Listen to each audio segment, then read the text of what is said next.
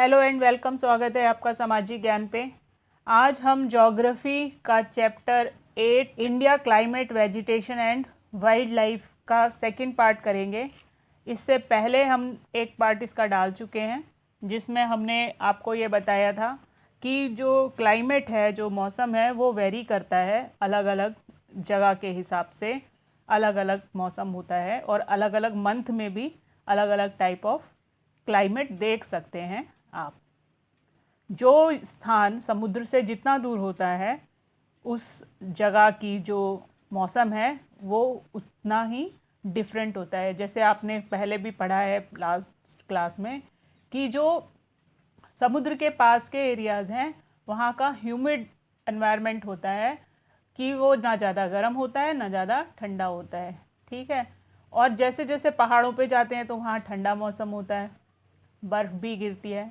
मैदानों में हवा की वजह से जो भी प्रभाव पड़ता है वो मैदानी इलाकों में पड़ता है। जब दक्षिण से आने वाली हवाएं आती हैं, दक्षिण पश्चिम से, तो वो अपने साथ मानसून लेकर आती हैं, पानी लेकर आती हैं और वो क्या करती हैं, इन इलाकों में बारिश करती हैं।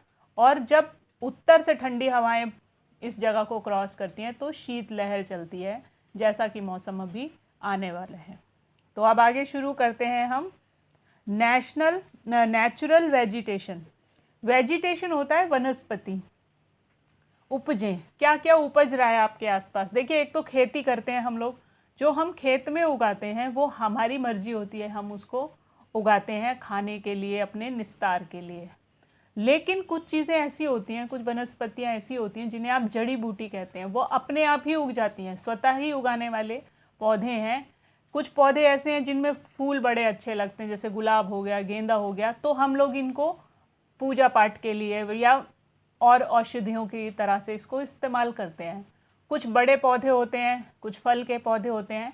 तो ये पौधे नेचुरली ग्रो होते हैं और फिर क्या होता है, इंसान अपनी सुविधा के हिसाब से भी इनको उगाता है ताकि इनसे फ़ायदा ले सके। ये सब वेजिटेशन के अंदर आता है। वेजिटेशन यानी वनस्पति। We see a variety of plants life in our surroundings. How nice it is to play in a field with green grasses. There are also small plants called bushes and shrubs like cactus and flowering plants, etc. Besides, there are many tall trees, some with many branches and leaves like neem, mango, or some which stand with few leaves such as palm. The grasses, shrubs and trees which grow on their own without interference or help from human beings are called natural vegetation. Do you wonder how these differ from each other? Different types of natural vegetation are dependent on different climate conditions, among which the amount of rainfall is very important. Due to varied climatic condition, India has a wide range of natural vegetation. हम देखते हैं variety of plant. जैसे मैंने अभी आपको इससे पहले बताया कि बहुत सारी चीज़ें हमारे आसपास होती हैं। बड़ा मज़ा आता है ग्रीन ग्रास में खेलते हुए हमको। और हमारे आसपास जो छोटे प्लांट्स होते हैं उनको हम बुशेस और सर्ब्स कहते हैं। अब बुशेस क्या हैं, छोटी छोटी झाड़ियाँ हैं। जैसे गुलाब की झाड़ी होती है उसे बुश कहते हैं। बेर की झाड़ी होती है, जो छोटे छोटे बेर होते हैं। एक तो बड़ा का पेड़ होता है जिसमें बड़ा बेर आता है, जो शिवरात्रि के टाइम आता है, ग्रीन कलर का फल। और उसके अलावा छोटे छोटे से लाल लाल सी झड़बेरियाँ कहते हैं नॉर्मल भाषा में, क्योंकि वो झाड़ी में उगने वाली बेर है। ऐसे बहुत सारे सब्जियों में भी यूज़ होने वाले प्लांट हैं जो झाड़ियों में उगते हैं। तो इस तरह से कुछ बुशेस जो हैं, अब बड़े बड़े पेड़ होते हैं कुछ, और उन पेड़ों में क्या है, जैसे नीम हो गया, आम हो गया, और कुछ ऐसे हैं जिनमें कुछ ही पत्तियां होती हैं। नीम और आम में तो बहुत सारी पत्तियां होती हैं, बहुत सारे फल लगते हैं, लेकिन कुछ में थोड़ी ही पत्तियां होती हैं। जैसे पाम होता है आपका खजूर का पेड़ जिसे कहते हैं। तो उसमें क्या होता है, बड़ी बड़ी पत्तियां होती हैं। जैसे नारियल में 5-7 पत्तियां होती हैं और 1-2 नारियल लगते हैं या बहुत सारे नारियल लगते हैं। तो ये पौधे कैसे हैं, जिनमें कुछ ही पत्तियां होती हैं, सीधे खड़े होते हैं और कुछ पत्तियां होती हैं। कुछ कंपैरिजन किससे हो रहा है, आम और उसके नीम के पेड़ से, कि उसमें बहुत पत्तियां होती हैं और इन पौधों में, इन पेड़ों में कम पत्तियां होती हैं। ग्रासेस, स्कर्प और ट्रीज जो हैं ये अपने आप ही उगाते हैं बिना किसी मदद के। अगर आपने आम खा के गुठली फेंक दिया तो आम का पौधा उगाएगा। आपने कुछ ऐसा खा के, और उगेगा वो तब उगेगा जब वहाँ की इन्वायरमेंट जो है वो उसको सूट करेगा। जैसे आपने देखा होगा कि आप सेब खाते हैं, लेकिन सेब जो है वो मैदानी इलाकों में नहीं उगता है, इसके लिए पहाड़ का इलाका ही चलता है, क्योंकि कश्मीर हुआ, हिमाचल हुआ, यहीं से ये पौधे जो फ्रूट्स हैं वो आते हैं, क्योंकि इनका क्लाइमेट जो है, जो इनको सूट करता है ग्रो करने के लिए, वो पहाड़ी और ठंडा इलाका है, मॉइस्चर इलाका है। यहाँ जैसे आप ये सोचें कि यूपी में, हरियाणा में, पंजाब में, तो यहाँ आम के लिए सूटेबल इन्वायरमेंट है। आम पहाड़ों में नहीं उगता, आम मैदानी इलाकों में उगता है। इसी तरह से अलग अलग फ्रूट्स क्लाइमेट पे डिपेंड करते हैं, अलग अलग पौधे उन्हीं पे डिपेंड करते हैं। अब है रेनफॉल जो है वो एक बहुत इम्पॉर्टेंट रोल प्ले करती है। तो क्योंकि भारत एक बहुत बड़ा देश है, तो अलग अलग जगह पे अलग अलग वेजिटेशन होती है, अलग अलग तरह की वनस्पति पाई जाती है। इसमें एक चीज़ मैं आपको और बताना चाहती हूँ कि जैसे आपने देखा होगी कि जो सर्दर्न पार्ट में लोग रहते हैं, कोस्टल इलाकों में रहते हैं, वो ऑयल के लिए, जो ऑयल है, खाना कुकिंग ऑयल है, वो नारियल का तेल इस्तेमाल करते हैं। जबकि जो नॉर्थ में रहते हैं, उत्तर प्रदेश है, हरियाणा है, पंजाब है, ये वाले जो जगह है, ये क्या करते हैं, या तो देसी घी इस्तेमाल करते हैं खाने के लिए, या फिर सरसों का तेल, मस्टर्ड ऑयल जो होता है, उसको इस्तेमाल करते हैं। अब आते हैं हम, वाई आर फॉरेस्ट नेसेसरी, हमारे लिए जंगल क्यों ज़रूरी हैं।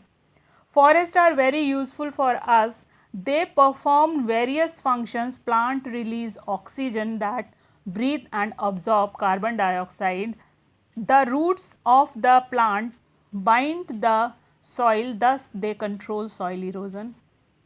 Forests provide us with timber for furniture, fuel, wood, fodder, medicinal plant and herbs like honey, gum, etc. पौधों से हमें क्या मिलता है। अगर ये 1 मिनट के लिए ये सोचा जाए कि पौधा नहीं है तो इंसान भी नहीं रहेगा। क्यों नहीं रहेगा? क्योंकि हम पूरी तरह से अपने जीवन में पौधों को ही इस्तेमाल करते हैं। चाहे हम अनाज खा रहे हैं वो भी पौधों से मिलता है, सब्जी खा रहे हैं पौधों से मिलता है, फर्नीचर पे बैठ रहे हैं पौधों से मिलता है, घर बना रखा है हमने, दरवाजे खिड़कियाँ पौधों से मिलती हैं। ठीक है, कोई जगह ऐसी है जहाँ पे पक्के घर नहीं हैं, कच्चे घर हैं, तो जो फूस की झोपड़ियाँ बना रखी हैं, छतें डाल रखी हैं, वो भी सारा कुछ जंगल से, लकड़ियों से, पेड़ों से ही मिलता है। बीमार हो जाते हैं तो मेडिसिन भी जो मिलती है वो भी प्लांट से मिलती है। जो हम जानवर पालते हैं वो भी प्लांट्स खाते हैं। इंसान जानवरों को खाते हैं, लेकिन सोचिए कि अगर उनके पास ही खाना नहीं होगा तो ना तो जानवर जिंदा रहेंगे ना इंसान जिंदा रहेंगे।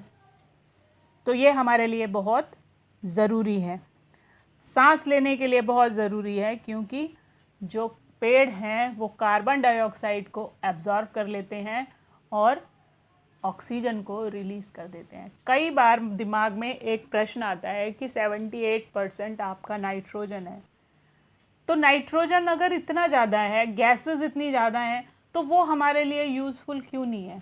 देखिए, ये उसी तरह से है कि जैसे आप किसी सोने की माइन में बैठे हो जहाँ हर तरफ सोना ही सोना है और आप भूख से मर गए। क्यों मर गए भूख से? क्योंकि आप सोना तो खा नहीं सकते, बेचने बाहर जा नहीं सकते कि उसके बदले में एक्सचेंज करके, क्योंकि आपका पेट तो रोटी सब्जी से ही भरेगा ना। सोना खा के कोयले की खान में बंद है या बहुत कीमती किसी उसमें हीरे की खान में भी बंद है, तब भी आप भूख से मर जाएंगे, क्योंकि आप ये सब चीज़ें नहीं खा सकते। उसी तरह से हमारे लिए जो यूज़फुल है वो सिर्फ ऑक्सीजन है। इसलिए इन्वायरमेंट में चाहे कितनी ही गैसेस बनी रहें, हमारे लिए सिर्फ ऑक्सीजन ही चाहिए, क्योंकि हम उसी को इनहेल कर सकते हैं और उसी पे जिंदा रह सकते हैं। फॉरेस्ट प्रोवाइडर्स, अब प्रोवाइड करते हैं हमको टिम्बर। टिम्बर का मतलब यही प्लांट से जो लकड़ियाँ मिलते हैं, लट्ठे मिलते हैं, उनको टिम्बर कहते हैं। फर्नीचर बनता है, फ्यूल, फूड, वुड होता है, लोग चूल्हा जलाने के लिए लकड़ियाँ इस्तेमाल करते हैं। फॉडर होता है चारा जो आपके जानवर खाते हैं।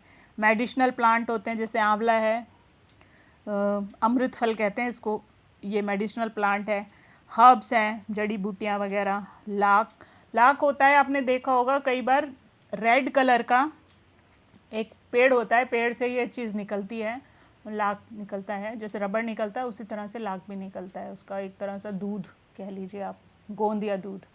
तो उससे क्या होता है कि चूड़ियाँ भी बनाई जाती हैं लेडीज़ की। आपने सबसे ज़्यादा इसको देखा होगा कि अगर किसी जगह को सील करते हैं, जब सीलिंग होती है तो सफ़ेद कपड़े से उसको ताले को बंद करके उसके ऊपर रेड कलर से एक वो लगा के उसके ऊपर सील लगा दी जाती है, एक मेटल के उससे उस पर ठप्पा लगा दिया जाता है कि अब ये जगह बंद हो गई है। तो ये लाख वहाँ पे यूज़ होता है, बहुत सारी चीज़ों में इस्तेमाल किया जाता है डेकोरेटिव आइटम्स के लिए। और हनी तो आपको पता ही है, शहद खाते हैं। और गम, गोंद, रबड़ वगैरह जो यूज़ करते हैं आप, फेविकॉल, ये भी एक तरह का गम वही है, प्लांट से निकलने वाला रबड़ है, दूध है। Forest are the natural habitat of wild life. जंगल जो है वो नेचुरल हैबिटेट है। हैबिटेट क्या होता है? रहने की जगह, पर्यावरण, ठीक है ना, प्राकृतिक पर्यावरण या वातावरण है वाइल्ड लाइफ के लिए। Natural vegetation has been destroyed to a large extent because of reckless cutting of trees.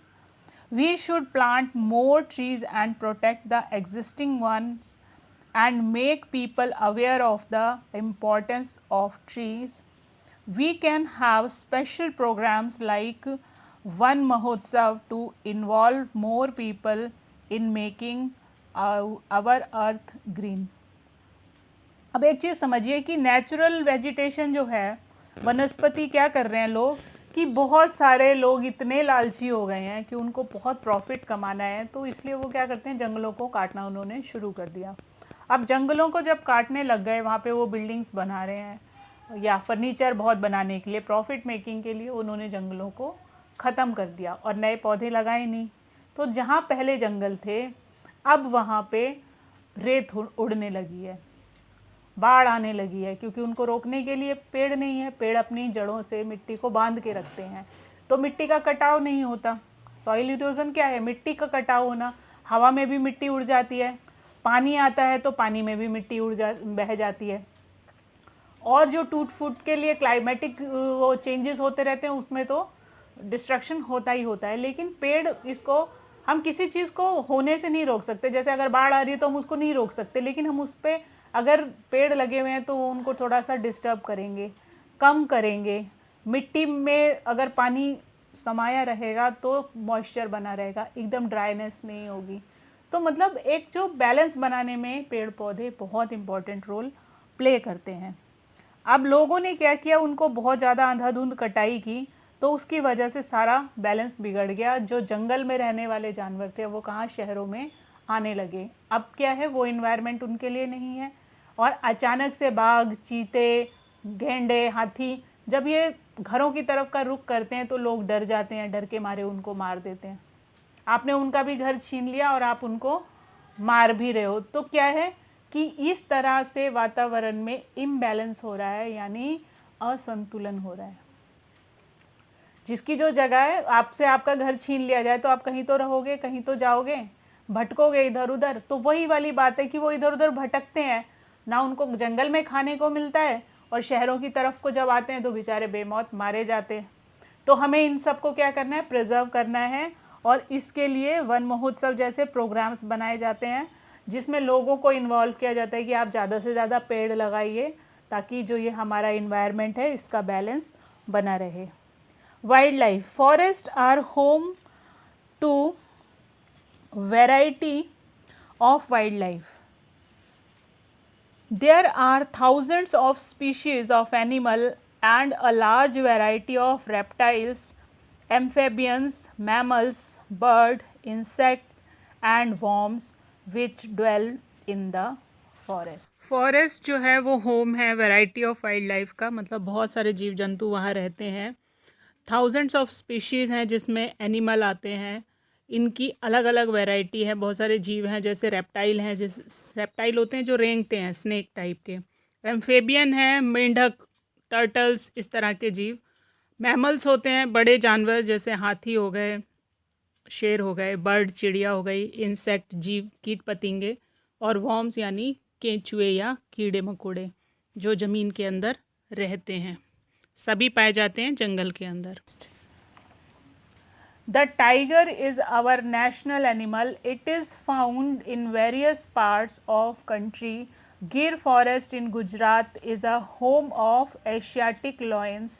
Elephant and one-horned rhinoceros roam in the forest of Assam. Elephants are also found in Kerala and Karnataka. Camel and wild asses are found in the Great Indian Desert and Run of Kutch respectively. Wild goat, snow leopard, bear, etc. are found in the Himalayan region. Besides these, many other animals are found in our country such as monkey, wolf, jackal, नीलगाय, चीतल, etc. अब हम बात कर रहे हैं wild life की। Wild life मतलब जंगल के जीव जंतुओं के बारे में। भारत में गिर के जंगलों में शेर पाया जाता है, लॉयन जिसे कहते हैं। ये एशियाटिक लॉयन है। आप यहाँ देखिए इस चित्र में, इनमें और अफ्रीकन लॉयंस में जो फ़र्क है आप एक चित्र में देख पा रहे होंगे कि जो भारतीय लॉयन है, एशिया में पाया जाने वाला लॉयन है, उसकी जो आयाल है, ये बाल जो आप देख रहे हैं जहाँ पे मैं एरो कर रही हूँ, ये आयाल कहलाती है, यानी ये जो बाल हैं इन्हें आयाल कहते हैं। अब भारतीय वालों के देखिए गोल्डन ज़्यादा है, ब्लैक बहुत कम है, और जो अफ्रीकन है उनमें ब्लैक ज़्यादा है, गोल्डन कम है। इसी तरह से एलिफेंट है, इंडियन एलिफेंट देखिए जिन्हें हम गणेश जी के उसमें पूजते हैं, तो इनका फोरहेड देखिए, आगे का माथा देखिए और पीछे के कान देखिए, मतलब एक सॉफ्टनेस उसमें दिखती है चेहरे में। और इसके उलट जो अफ्रीकन हाथी है उसका जो आगे का फोरहेड है वो अलग तरह का है और उसके कान भी अलग तरीके के हैं। तो ये इनकी बेसिक पहचान है। अगर आप इनको देखेंगे, कंपेयर करेंगे, तो आप जान पाएंगे कि इंडियन हाथी और अफ्रीकन हाथी में बेसिक क्या फ़र्क है। आते हैं वन हॉर्न राइनोसोरस में। इंडिया में ये केवल आसाम में पाया जाता है, एक सींग वाला गेंडा जो कि आसाम में मिलता है। दूसरा है आपका जो बाकी के जीव जंतु हैं, स्नो लेपर्ड है, ये हिमालयन, जब स्नो इंडिया में सिर्फ हिमालय में है तो यहाँ पे स्नो लेपर्ड मिलता है, जिसका जो कि ठंडे इलाके में रहता है। बियर, ये आप जो चित्र देख रहे हैं ये इंडियन बियर है, इसे इंडियन स्लोथ बियर भी कहा जाता है। स्लोथ एक बड़ा स्लो जानवर है जो कि आपने देखा होगा बड़ा सुस्ती से चलता है।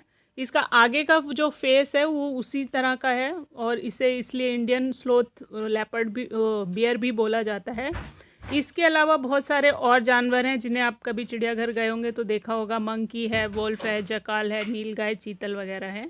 India is equally rich in bird life. हमारे यहाँ पे जो पक्षी हैं वो भी बड़े वैरायटी के हैं, बड़े अलग अलग अनोखे पक्षी हैं। The peacock is our national bird. Other common birds are parrot, pigeon, mynas, geese, bulbul and ducks. इसके अलावा भी बहुत सारे हैं जिनके नाम लोगों को इतना ज़्यादा नहीं पता है। देखिए पिकॉक जो है वो हमारा नेशनल बर्ड है क्योंकि कान्हा जी के जो माथे पे मुकुट है वो है मोरपंख। एक बहुत खूबसूरत पक्षी है, अपने साथ बहुत पॉजिटिव एनर्जी लेता है, बहुत सारे कलर हैं। आप उसको जैसे ही नाचते हुए देखेंगे ना तो आप अपने आप ही खुश हो जाएंगे। ये एक नेचुरल वो है कि आप चाहे कैसे भी बकवास से बकवास मूड में बैठे होंगे, लेकिन अगर आपको मोर नाचता हुआ दिख जाए या मोर दिख जाए कहीं तो बहुत अच्छा लगता है। उसके आसपास होना ही पॉजिटिविटी का संदेश है। और फिर हमारे कान्हा जी का वो है, तो फिर इसलिए इंडियन कल्चर में मोर का बहुत ज़्यादा, मोर के पंख का बहुत इम्पोर्टेंस है और इसलिए ये हमारा नेशनल बर्ड भी है। यहाँ पे पैरट भी मिलते हैं, आपने देखा है। जो तोते हैं ग्रीन कलर के भी होते हैं, थोड़े ग्रीन और येलोइश कलर के भी होते हैं, मतलब इसमें भी वैरायटी आपको मिल जाएगी, बड़ा पक्षी, छोटा पक्षी। पिजन होते ही हैं, आपको मालूम है। कबूतर सफ़ेद भी होते हैं और ग्रे कलर के भी होते हैं। और बाकी ये सारे पक्षी आपको पता है। मैनाज जो कुछ ऑरेंज कलर की चोंच होती है जिनकी, और एक कुछ येलो कलर की होती है। उत्तर भारत की साइड में इनको गलगलिया बोला जाता है। गीज़, बतख वतख, बुलबुल, डक, ठीक है। अब उसके बाद में हम आते हैं, ये सारे कहाँ रहते हैं, नेचुरल हैबिटाट में रहते हैं। और हमारे यहाँ एक बहुत अच्छा वो है कि हमारे यहाँ पे साइबेरिया से भी मेहमान आते हैं, साइबेरियन सारस आते हैं। जब वहाँ पे बर्फ़ पड़ती है तो वो लोग क्या होते हैं, यहाँ पे इंडिया में आ जाते हैं। आपको चिड़ियाघर में मिल जाएंगे, राजस्थान भरतपुर वगैरह में मिल जाएंगे। और वहाँ पे आके क्या करते हैं कि अपनी नेक्स्ट जनरेशन को यहाँ पे अंडे देते हैं, बच्चे देते हैं, और फिर अपनी फैमिली डबल करके वापसी लौट जाते हैं जब यहाँ पे मौसम चेंज होता है। There are several hundreds of species of snake found in the India. Cobras and kerats are important among them. Due to cutting of forest and hunting, several species of wildlife of India are declining rapidly. Many species have already become extinct. In order to protect them, many national parks, sanctuaries and biosphere reserves have been set up. The government has also started Project Tiger and Project Elephant to protect these animals. Can you name some wildlife sanctuaries in India and locate them on a map? अब भारत में क्या हो रहा है कि लोग क्या करते हैं कि चोरी छुपे भी इनका शिकार करते हैं। अभी जैसे दिवाली आने वाली है तो कई बार क्या होता है, बहेलिए कहते हैं उनको, ये क्या करते हैं कि बहुत सारे रेयर पक्षी जो होते हैं जाल लगा लगा के नहीं उनको पकड़ लेते हैं। और अभी लास्ट उसमें जब दिवाली आती है तो उस समय पे उल्लुओं की जितनी भी जातियाँ होती हैं वो सारी पकड़ी जाती हैं। उनको या तो पिंजरे में डाल देते हैं या उनकी बलि पता नहीं क्या क्या करते हैं उनके साथ में। लेकिन ये जो है, जैसे गिद्ध तो भारत से बिल्कुल ना के बराबर रह गए हैं। जब हम छोटे थे हमें दिखाई देते थे कि बहुत सारे गिद्ध हैं, अब गिद्ध बिल्कुल ही ख़त्म हो चुके हैं। चीलें वगैरह दिखती हैं, कौवे भी कम हो रहे हैं। इसके क्या रीज़न है कि कुछ लोग यहाँ पे ऐसे आ गए हैं कि जो पक्षियों को मार रहे हैं। भारत में कल्चर क्या है कि पक्षियों को पाला जाता है। पालने का मतलब होता है कि जब गर्मियाँ होती हैं तो आपने देखा होगा बहुत सारी जगह पे आपको देखने को आज भी मिल जाएगा कि बड़े बड़े बर्तनों में पानी रख देते हैं, अनाज डाल देते हैं, कुछ गेहूँ वगैरह या कुछ भी ऐसा जो पक्षी खाते हैं। कई लोग ऐसे हैं जो कि फ्रूट्स वगैरह वो करते हैं ताकि जो पक्षी हैं जैसे तोते वगैरह वो खा लें, बंदरों को केले वेले देते हैं। लेकिन कुछ गंदे लोग यहाँ ऐसे घुस गए आके कि जो अपने खाने के लिए इन पक्षियों को मार रहे हैं। गौरैया ख़त्म कर दी, बुलबुल ख़त्म कर दी, और बहुत सारे छोटे छोटे पक्षी। और ये कह रहे हैं कि नहीं नहीं जो ये टावर लग रहे हैं, हो सकता है इसकी वजह से भी पक्षी मर रहा होगा। लेकिन जो ये बांग्लादेशी रोहिंग्या ये कचरा जो भारत में भरा 1991-92 के बाद में, 96 तक मैंने गौरैया देखी है, 96-97 के बाद तक दिखती है। 2000 के बाद ये बिल्कुल साफ़ हो गई। अब कहीं कहीं एक आधी कोई दिखती है, नहीं तो घर के अंदर तक ये पक्षी आता था और बड़ा अच्छा लगता था। दोपहर में चूं चूं चाचा करते रहते थे। सारी पक्षी खा गए मार के ये लोग। और यहाँ पे जो एक पक्षियों की बहुत सारी वैरायटीज़ थी उसमें से कुछ तो बिल्कुल ही ख़त्म हो चुकी है। इन ऑर्डर टू प्रोटेक्ट बहुत सारी सेंचुरीज़ बनाई हैं गवर्नमेंट ने, लेकिन इन गवर्नमेंट की बनाई हुई सेंचुरीज़ के अंदर भी इलीगल तरह से हंटिंग होती रहती है। कभी बाघ की खाल के लिए बाघ मरे हुए पकड़े जाते हैं, बहुत सारी चीज़ें पकड़ी जाती हैं। टाइम टाइम पे इस तरह की न्यूज़ आती रहती है। अब भारत में 2 तरह के प्रोजेक्ट चले, प्रोजेक्ट टाइगर और प्रोजेक्ट एलिफेंट। जब प्रोजेक्ट टाइगर चलाया गया था तो उस समय भारत में 800 के कुछ वो बचे थे, मतलब 1000 से भी कम नंबर रह गए थे टाइगर्स के, इंडियन टाइगर्स के। तो उस समय पे इस प्रोजेक्ट टाइगर को चलाया गया, अलग अलग जगहों पे कुछ टाइगर रिजर्व्स बनाए गए और उसके बाद में इसमें एक विजिबल ग्रोथ देखने को मिली। इसी तरह से एलिफेंट, प्रोजेक्ट एलिफेंट भी चलाया गया, क्योंकि लोग क्या कर रहे थे कि एलिफेंट्स को अपने काम के लिए तो वो कर ही रहे थे कि उनको पकड़ के ले आते थे जंगल से और उनसे अपना काम करवाते थे, लकड़ी इधर से उधर ढोने का काम और भी बहुत सारी चीज़ों में उनको इस्तेमाल करते थे। कर्नाटक, केरल का जो ये कोस्टल एरिया है, आपको पता है कि केरल में कई सारे फेस्टिवल ऐसे होते हैं जिनमें हाथियों का इस्तेमाल किया जाता है। उनको बहुत सजाया धजाया जाता है और उनकी पूरी परेड होती है। तो इसके लिए जो महावत हैं, कुछ तो बड़े अच्छे होते हैं, वो उनका पूरा ध्यान रखते हैं, लेकिन कुछ ऐसे भी होते हैं जो कि सिर्फ उनको रखते हैं, इस्तेमाल करते हैं, लेकिन उनको प्रॉपर खाना पीना नहीं देते हैं, तो उसकी वजह से उनकी डेथ हो जाती है। तो उनको बचाने के लिए प्रोजेक्ट एलिफेंट चलाया गया साउथ के एरियाज़ में। बहुत सारी सेंचुरीज़ में इनको सेव करने के लिए बना दी गई कि ये वहाँ पे रहेंगे और इन इलाकों में कोई बाहर के मतलब इंसान नहीं जाएंगे।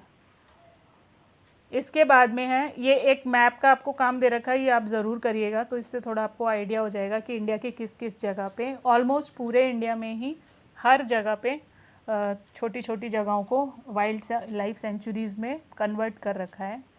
You can also contribute the conserving wildlife. You can refuse to buy things made from parts of bodies of animals such as their bones, horns, fur, skin and feathers.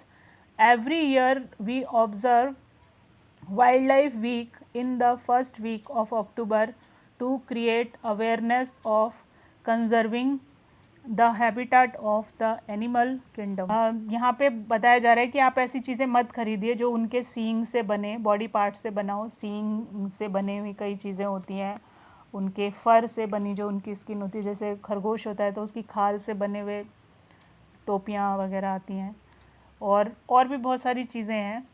पक्षियों के पंखों से बना हुआ बहुत सारा सामान आता है जिसके लिए उनको मारा जाता है ताकि वो ये चीज़ें सेल कर सकें। तो ये बहुत बेकार चीज़ है। और अक्टूबर के फर्स्ट वीक में वाइल्ड लाइफ को समर्पित ये एक वीक होता है जिसमें आप अवेयरनेस फैलाते हैं कि हमें इन सब चीज़ों को क्या करना है, जीव जंतुओं को प्रोटेक्ट करना है। यहाँ कुछ कटिंग्स लगा रखी हैं। लास्ट में है इसमें माइग्रेटरी बर्ड्स।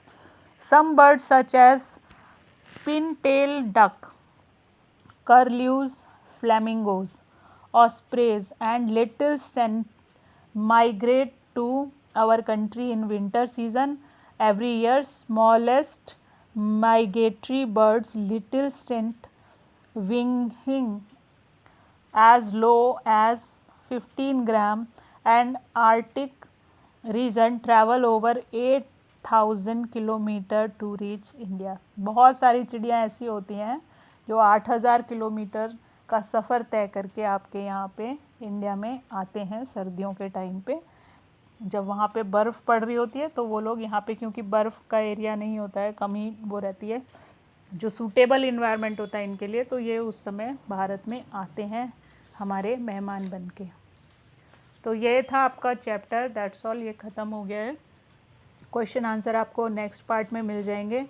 और अगर आपको कोई भी दिक्कत होती है, वैसे मैं कोशिश करती हूँ कि आप इजी वे में समझें हर चीज़ को। अगर कोई भी दिक्कत होती है आप कमेंट कर सकते हैं।